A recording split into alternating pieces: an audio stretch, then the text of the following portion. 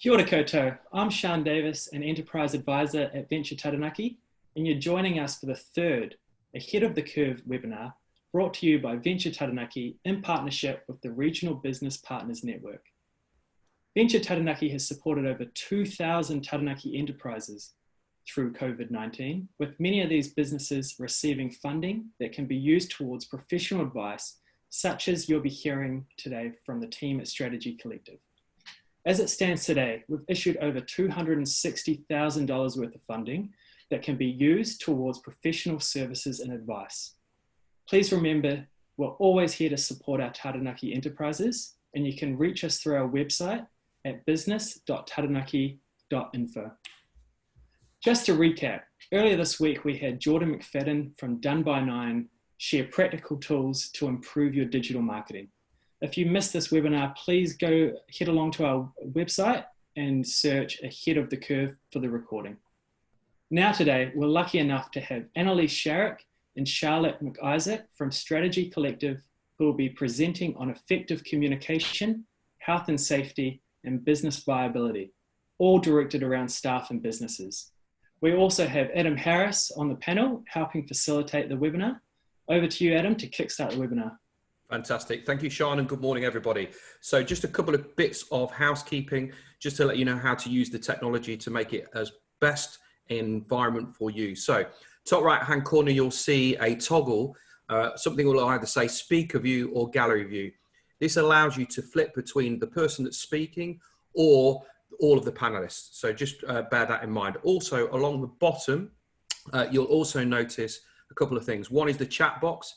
Please open the chat box now, put your name and the company of where you're from. This will give you a great opportunity to understand who else is on the webinar. And also, if you could open the Q&A box. So as we go through the presentation, please start typing the questions that you've got for our guests and panelists today, so that when we get to the second part, we can then go into a bit of a Q&A and answer some of your questions. I'll also be opening a couple of polls up after our first speaker session, and just to get a bit of interaction and go from there. So without further ado, can I please welcome and introduce Charlotte and Annalese. Over to you guys. Let's hear from you. Hi, thanks, Sean. We are here from Strategy Collective today, and if many of you don't know who we are, we're a local consultancy firm here in New Plymouth.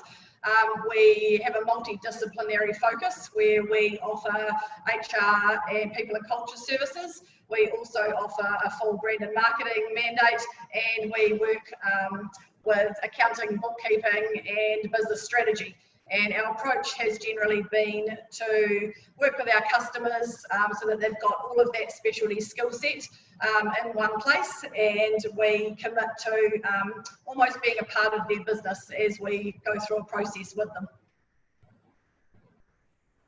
Thank you, Annalese. And I'm Charlotte. I'm the People and Culture Manager here at Strategy Collective. Just bear with me while I share our slides for today as we take you through our presentation.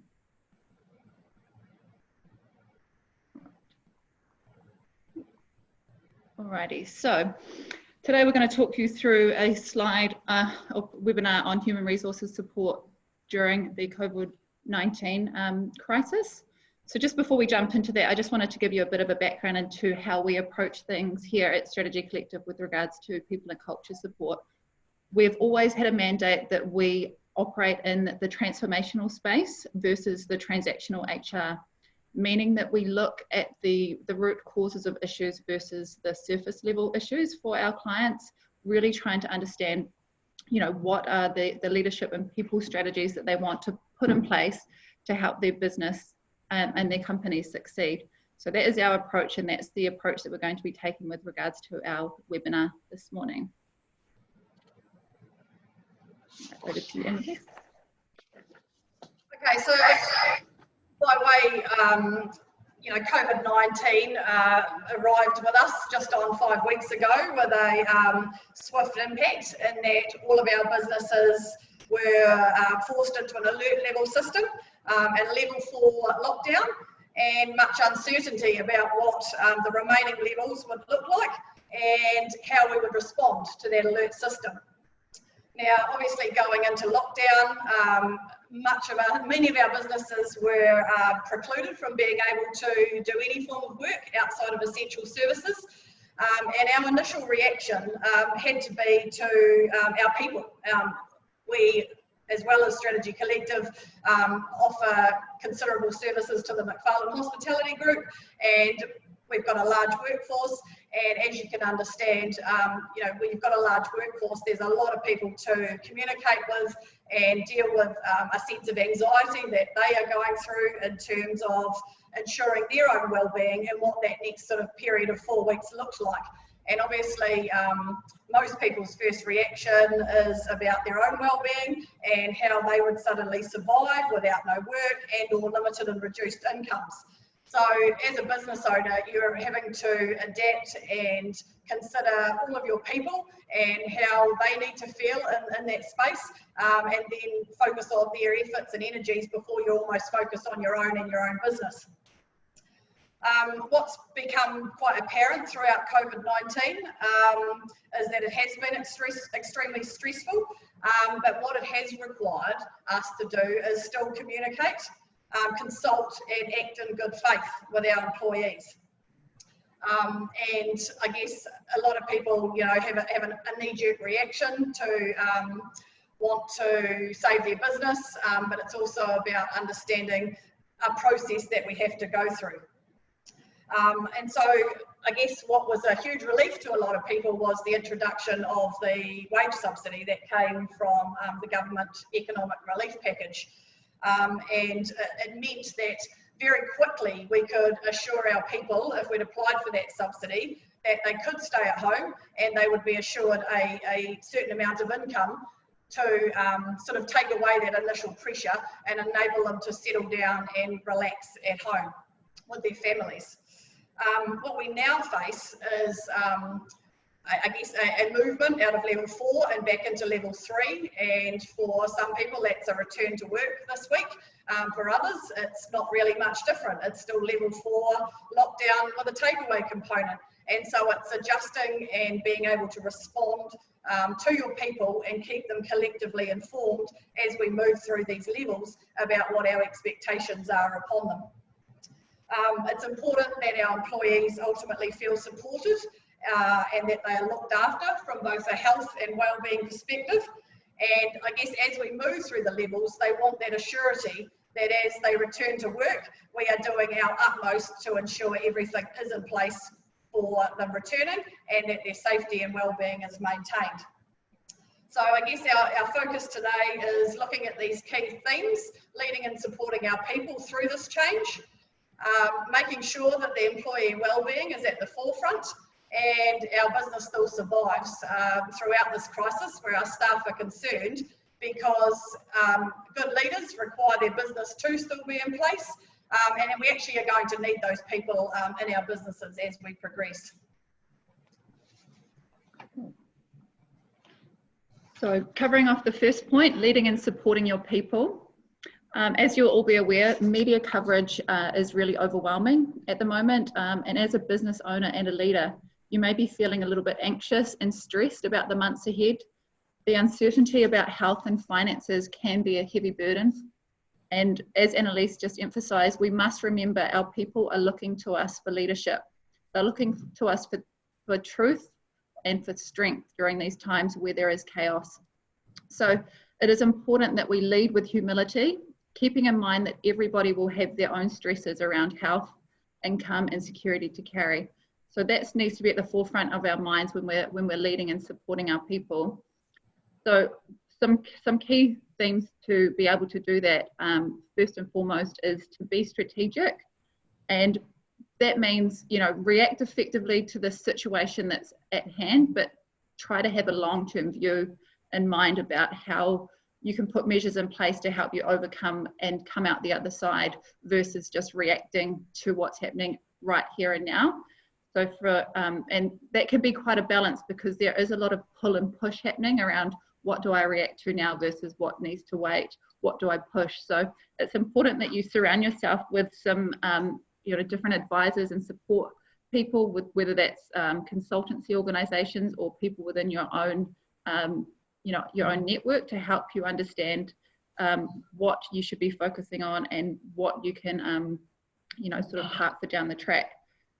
And what we're also probably finding as a result of COVID-19 is that some businesses may even be forced to create or identify new opportunities and new ways of working. So again, that just highlights the importance of not reacting swiftly. It's stopping, slowing down and thinking strategically. What can you do to help ensure the long-term viability and success of your business and your people? Yeah, so I think just to jump in there, often one of our first innate reactions is to act fast in a crisis. Definitely in this one, I think businesses have had a notion of wanting to preserve their cash flow and make immediate cutbacks. And those are all necessary actions, but going back to that strategic focus, the best leaders are the ones that want to pull back, but they also need to push forward. And I guess when you think about what we see in the media, and I mean, a really well fleshed out word now is pivot, and it's about how we now look to redirect and find new efficiencies, new services, or streamline things that we already are doing, so that we have actually evolved and still got a business to continue with as we come out the other side of COVID-19. Now, examples of sort of streamlining some of those processes and procedures can often be hard when we're not all together and in our workplace, but a very easy example that I can think of that we've all been forced into is the paperless system. As all of our employees have been forced to work at home, the technology piece has actually been fantastic. We've all been able to respond and react at home with our laptops and our Zoom calls. But what we did miss was the company printer. And it's meant that our people have been able to come up with new ways of doing things and introduce new systems through a little bit of research, which has made everybody's lives that much easier. I guess as a leader in our business world, often our metric is performance, and that's what we're all sort of bound by wanting to achieve. But in a crisis like COVID-19, it actually becomes survival. And then I think it goes back to what our purpose is for being in business. And if it's that purpose that sees us with that longevity and that foresight to overcome this, that survival actually moves to a thrive mandate. And I think we've probably heard it many times before, the recovery and response from COVID-19 will be a marathon with very considered approaches as opposed to a sprint and only thinking in the here and now. So next up is communication and how important it is to communicate more than ever during chaos and during a crisis that we find ourselves in. We need to make sure that both employees and employers are talking to one another and not that it's just driven from an employee level. We want to hear from our people, and we want them to feel like we are truly listening to what they're telling us and what they're saying. So it's really important that you keep communicating with your people, provide them with regular and factual updates about the business, how's the business responding, what information do they need to know, all of the information that will help reduce that level of anxiety and keep everybody informed around how the business is tracking. And again, it's finding that balance of being mindful of, you know, how people can interpret that information. So thinking carefully about not sharing too much doom and gloom, you know, remaining clear, being calm, being confident, and communicating with realness. You know, you want people to feel that they have clarity around what is happening in the business, and that clarity and authenticity can convert that anxiety to an attitude that we will get through this together. So some examples of things that you could be doing is, you know, reach out more if your staff are working from home. So for instance, you could look at doing daily touch points with your people, doing around the table check-in with, you know, teams or your full team, you know, asking questions that are both work and home related, you know, being open and clear about your situation. There's no such thing as over communicating right now. As things are ever changing, people need to know what's happening in real time. And as we've kind of alluded to, and as I'm sure a lot of you have found throughout this last 5 weeks, is, you know, group chatting technology and other technology platforms are really a great way of supporting communication and helping to maintain some team involvement while everyone is isolated. So, you know, if you've got regular meetings that you would conduct in the workplace, or, you know, Friday drinks, or dress up Fridays, different activities that you would normally do in the workplace, then maintain those through virtual connections. That helps to get people feeling like they're engaged, that helps to keep your culture strong, and it helps to people to feel that they're part of the journey and they're with you through this, and also making sure that they have a clear point of contact within the business as well, so that they know who to go to address certain queries if they don't want to talk about them on a public forum or in a group chatting situation. Yeah, so to jump back in there, as a leader, ultimately in a situation like this, we don't have all of the answers. We are often, you know, doing as much as we can behind the scenes to assure our people, and working around the clock to try and find those answers. But I think what has become, I guess, quite a realisation in a crisis like COVID-19 is it's about actually being a thought partner. We're better off if we are actually asking questions and opening that thinking up to our whole teams. That way we actually do give our employees the ability to operate with confidence and feel like they also have a real purpose for assisting with that overall decision making. I guess Charlotte alluded to it a little bit before, but if we are communicating with realness, with clarity, with regularity and authenticity, then we are actually telling the whole story and people will understand. I think probably one of the big key takeaways for us has been that transparency is key throughout this process, and everyone's honesty radars are on high alert. So if we can express that long-term vision, and I know we're all hearing that phrase that we are all in this together, if you are communicating that message, it does help to address the anxiety, and it actually elevates us from a now to a next level, and the employees will actually feel like they're part of the journey and are on that ride with us and will see us through to what is survival on the other side. And also what is really important throughout this, and has been echoed in both what Annalese and I have been saying, is the term good faith, and acting in good faith when it comes to dealing with your people. And that's, you know, that's just making sure that you're honest, you're transparent, and you're clear around what the reality of the outcomes are going to look like. And that just also then links back into being strategic, you know, and reacting effectively. So not jumping into decisions that could potentially impact your people without really investigating what your options are first and what the potential consequences could be for your people. So, and once you're at a point where you are clear on what that looks like, then keep your people updated on those changes and consult with them. You know, the legal and practical issues associated with coronavirus and employment are not straightforward. You know, we are in an unprecedented environment, but good faith still applies and should be your rule of thumb as to how you deal with any of your people with regards to this crisis. And we also appreciate, you know, you will be worried about your businesses and your people and what happens next. So keep those conversations going throughout the alert level systems. Seek help and support if you need to guide you through how to manage those difficult conversations, or understanding what your long-term strategy may look like. You know, and if we get to a point where you need to start that consultation process, if any changes are made and proposed to an employee, it's really important that all of those agreements are made in writing, even if they are just temporary through this sort of lockdown period and they're not long-term changes.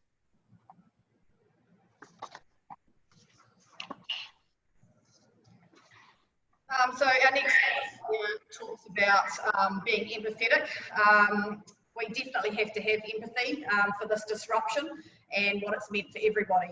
We have to make sure that our employees are focused on helping them cope with the disruption and all aspects of their life, because every one of us is in a different scenario, be that with work or in our home lives and our surrounding networks. And it's about just taking the time to understand what each of those people are going through. People want to be heard, and it's important that we are listening. It's really important to be listening to your people so that you can offer the best support and coping mechanisms that you can. It is, I guess, ultimately about showing them that you care about them versus just the business.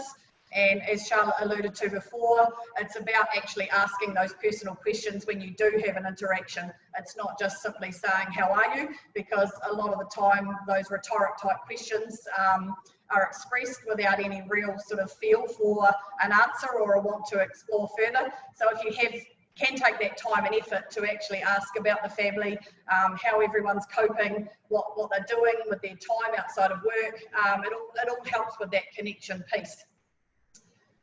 I think having to work from home, it's enabled us as leaders to actually rethink what time management and a working day looks like.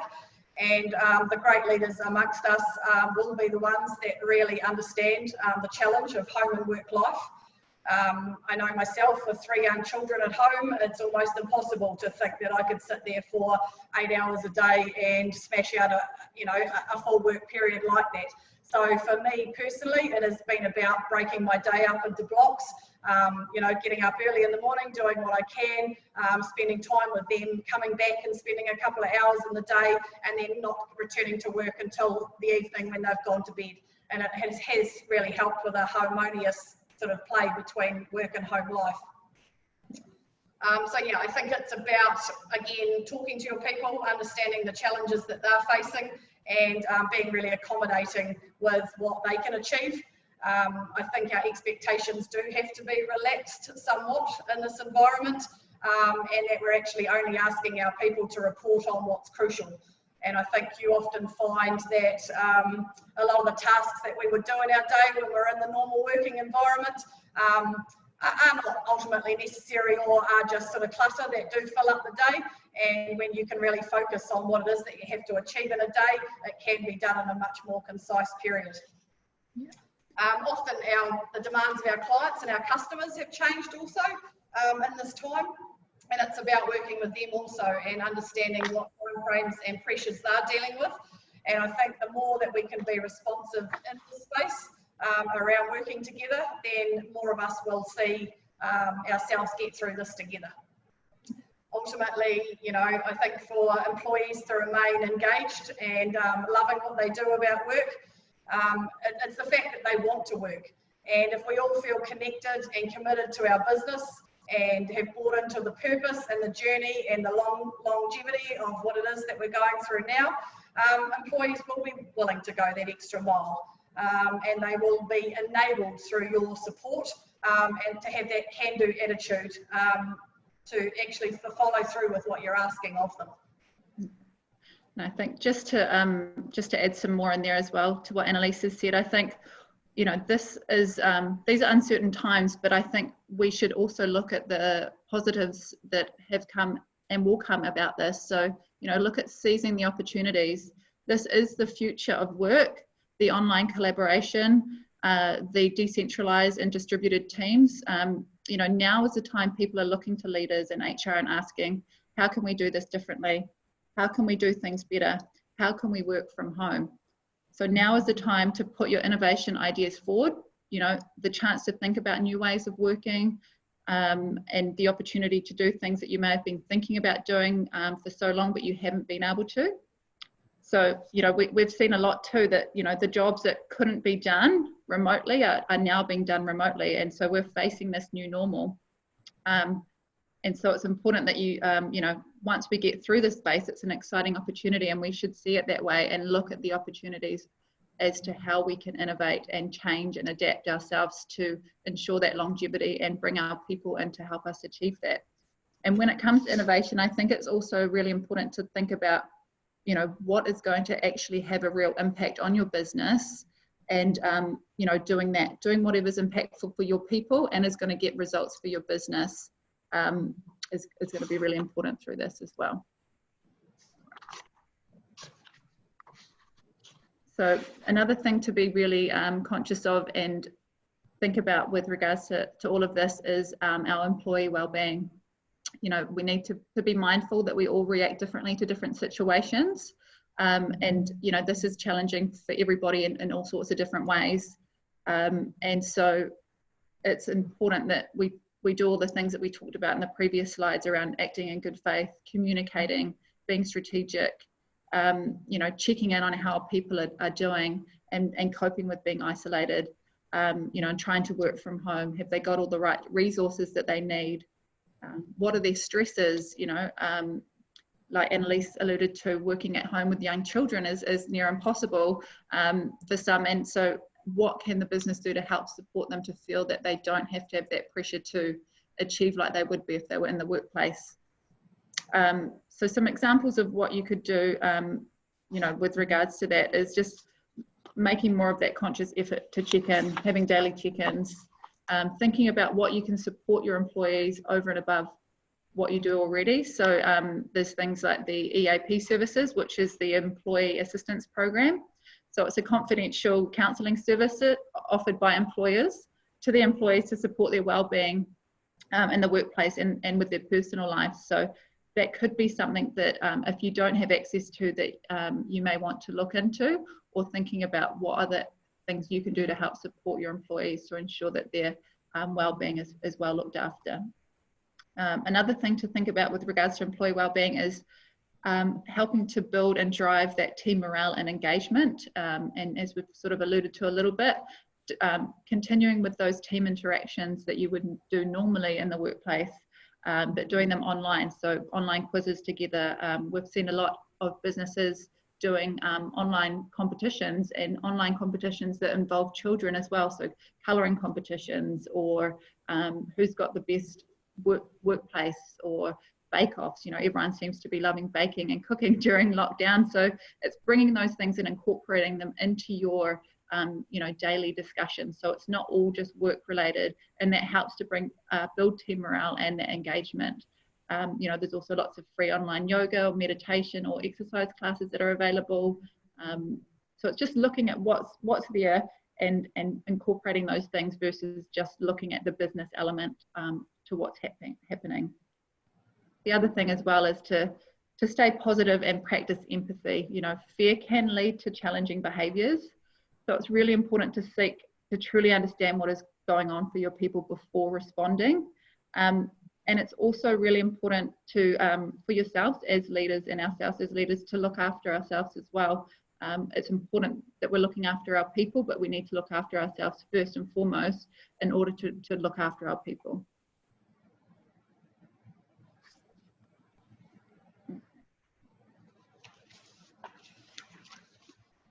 Okay, so I guess as a flow on naturally from sort of looking out and reaching and touching base with your people, we move now to looking at what health and safety looks like for your businesses as we make a return to work through and progress back down the levels.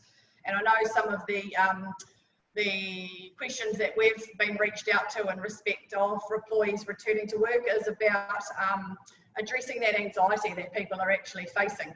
While it's been really safe to be at home at level 4 with your bubbles, comes this new trepidation of actually going back into your workplace and having to be back around people that you haven't been with for the last 4 weeks, and just understanding the risk or the anxiety that comes with this virus still lurking in our communities. So in terms of, I guess, returning to work, it's important that there is a health and safety plan in place. We're all already bound by health and safety guidelines in our businesses, but COVID-19 has brought a completely new dynamic to this and a whole level of extra vigilance.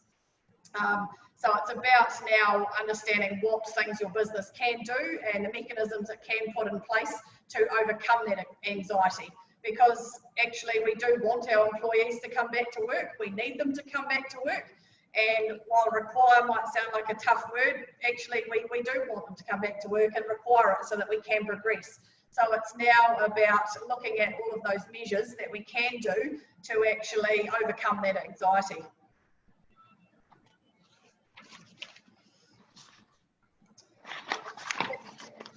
Bound by our existing health and safety obligations, but some additional measures that we can introduce, and I probably will use a bit of a hospitality example here now.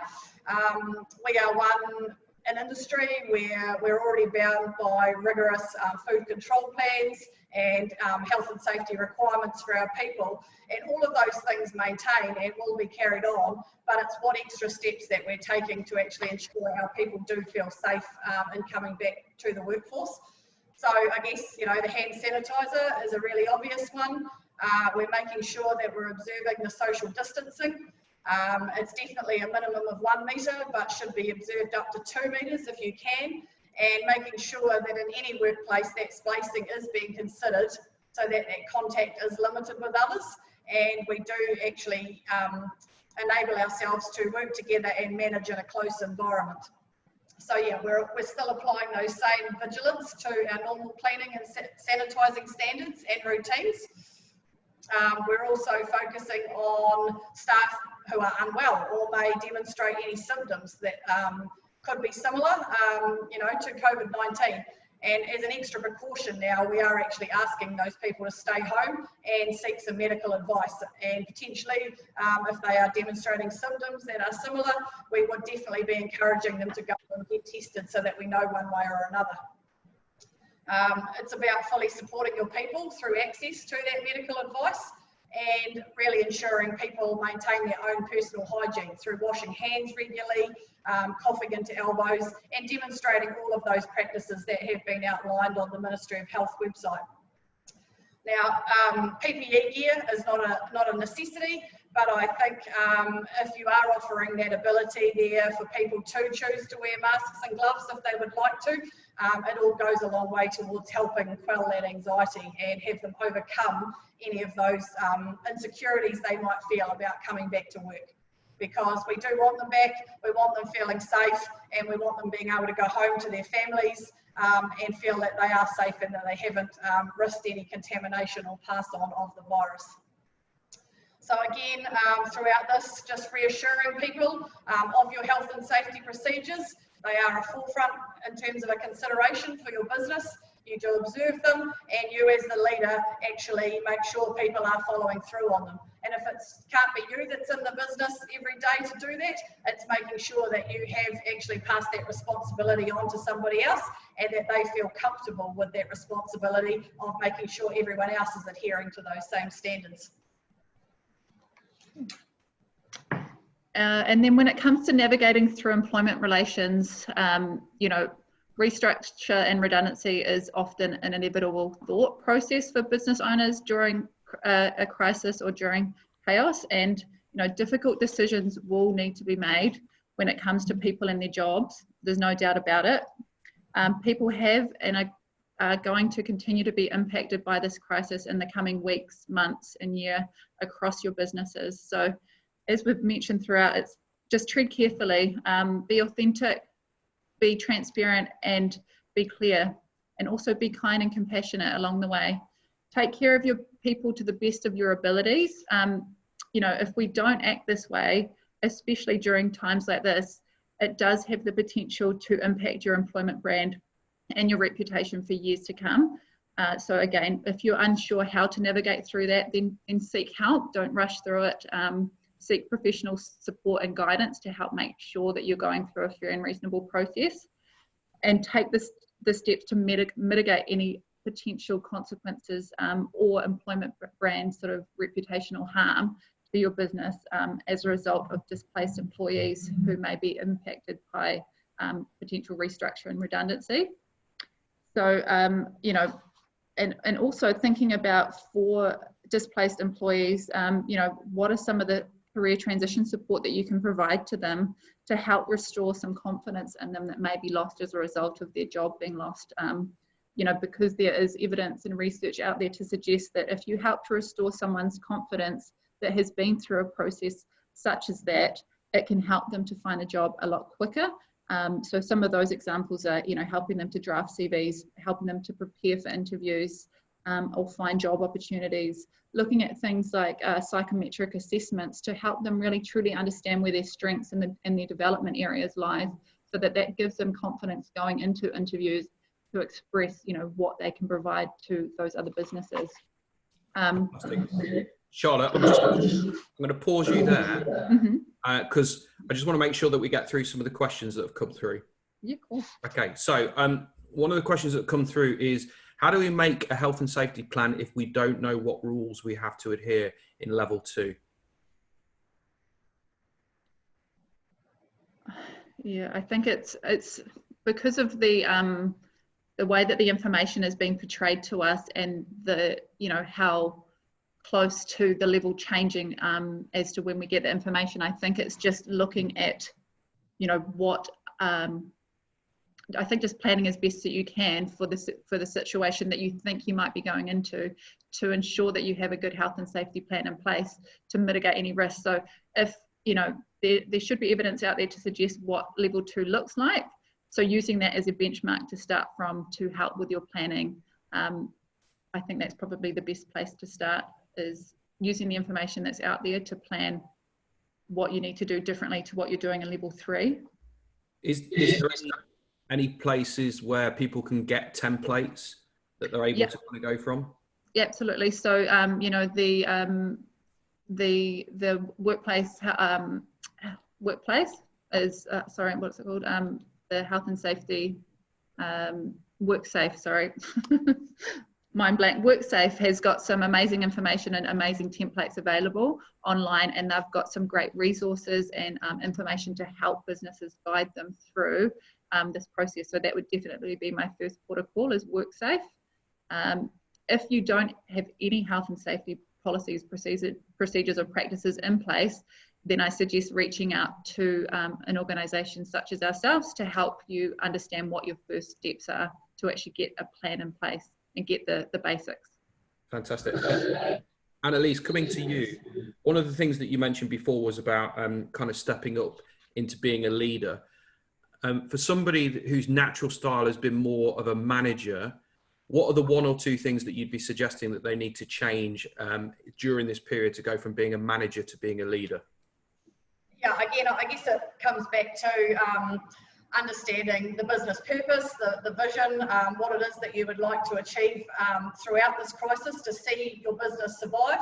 And I think what we've reiterated throughout this presentation is that from an HR perspective, and for any business, people are an absolute crucial aspect to your business.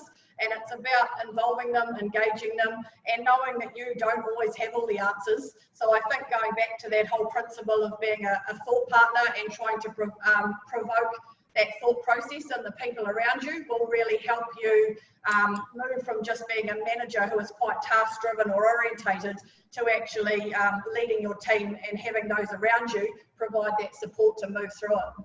Fantastic. Sean, can I come to you a sec? So you've been in a really interesting situation, because you started at Venture Taranaki and you've not actually physically met anybody. You kind of literally started online. You know, Annalese and Charlotte both mentioned about kind of the communication and the checking in, both on a daily and weekly basis. How and what has happened with regards to you to kind of build relationships and rapport on that informal kind of water cooler moment sort of stuff? Yeah, it's been really interesting. I got offered the job in January, but what is it now? It's nearly May, and I haven't actually met any of my work colleagues personally. I was walking down the foreshore yesterday, and I was like, I'm probably walking past my work colleagues without even knowing, you know, who they are. But yeah, what you guys prepared, what you spoke about in your presentation about that constant communication, and there's no such thing as over communication. I think that's been really helpful. My manager, Michelle, I've been speaking to her regularly on a phone call or a video call. And then every morning at 10 o'clock, we've got a weekly stand-up where everyone gets in front of the camera and talks about what they're doing. And then every fortnight, we've got a whole team meeting as well. So I think just going back to that over-communicate, there's no such thing as over-communication at the moment. That's been really helpful for me. And also, our managers letting us know where we can get help as well. So if we need to speak to someone internally, they're always there. But again, if we need to speak to someone externally, that support's there as well. Fantastic. Yeah, I think the thing for me is at the moment, clarity creates confidence. And the more that we can be communicating on a consistent basis, both formally and informally, just allows for people to kind of feel okay, feel supported, and knowing that their voice has been heard. Charlotte, One of the things that I know that a lot of people have been worried and concerned about is the aspect of mental health and anxiety. You know, the change in circumstances with regards to work from home, but also with their own position. What's some of the advice that you can be giving people on this webinar with regards to dealing with kind of anxiety and mental health? I think that's a really sensitive topic to be talking on and advising on in terms of people's anxieties and stresses. And I think it comes down to you know, having those tough conversations. As a leader, you need to have those tough conversations to make sure that your people are okay and that they feel confident to come to you, and also that you can you know, even if they can't come to you, that you can share the resources with them around where they can go to seek help. There's so many different platforms available out there to support people who may be struggling with mental illness or anxiety or stress or depression.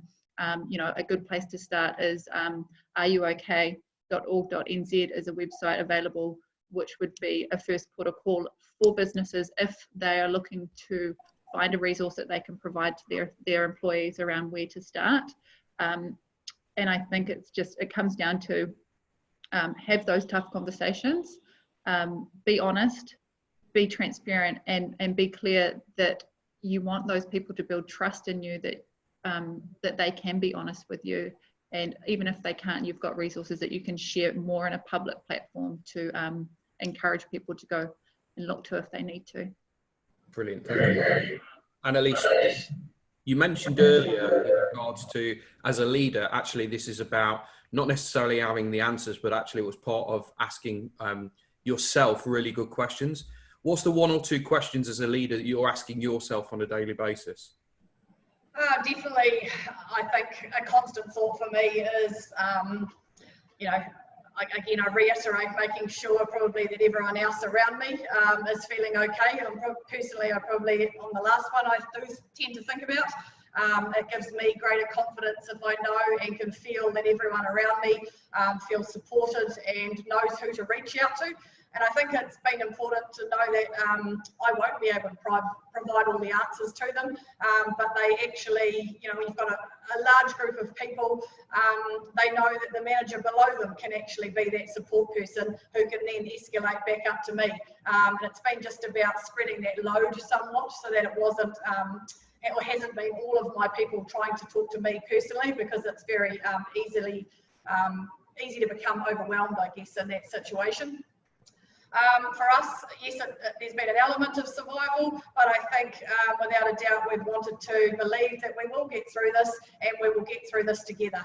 And that has been about reaching out to all of those stakeholders that we do business with every day, communicating and helping share that burden, because it's not fair that any one party should have to share the load.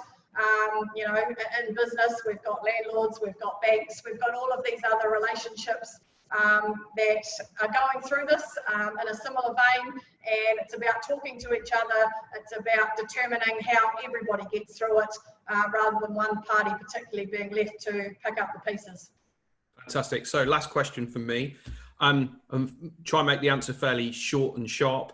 Come to you first, Charlotte. What's the one thing that you're personally going to change as a result of lockdown?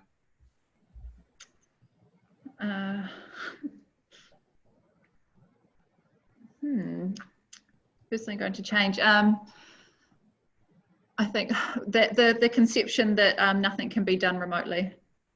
Fantastic. Annalese? Yeah, I would tend to agree. I probably was somebody who made myself available, you know, 24/7, and by being able to be at home and have a bit more control over who I reach out to and who I take that phone call and when I take that phone call has actually been quite crucial to getting through my work, but still being able to have those touch points throughout the way. So for me, I think going back into what is a new normal, there will be some elements of maintaining a work from home on a couple of days a week basis. Fantastic. Sean, your answer, and then if you could close us out, please. Okay, yeah, I agree with the work. You know, working remotely is going to be a huge part going forward. But also, I'm just not going to underestimate having some human contact and actually personally meeting some work colleagues. I think that would be quite nice coming out of this. Yeah, cool. So thank you so much, guys, for joining us. That's really great to learn more about, how important our people are. And I think it's going to be vitally important coming in for the next couple of months as we exit out of the COVID pandemic. Just in case, we're recording all of these, so there'll be a recording available, and I'll email that out to all our attendees. Make sure to pass that on to anyone that you think will benefit from that. I'll also send out an invitation to our next webinar, which is going to be next Tuesday, the 5th of May at 11:30, so the same time. And a follow-on from this, it's going to be hosted by Baker Tilly, and they're going to be covering resilience and well-being in a critical time of change. So I'll send that out this afternoon. Thanks again, and haere rā. Bye. Thank you. Thank you.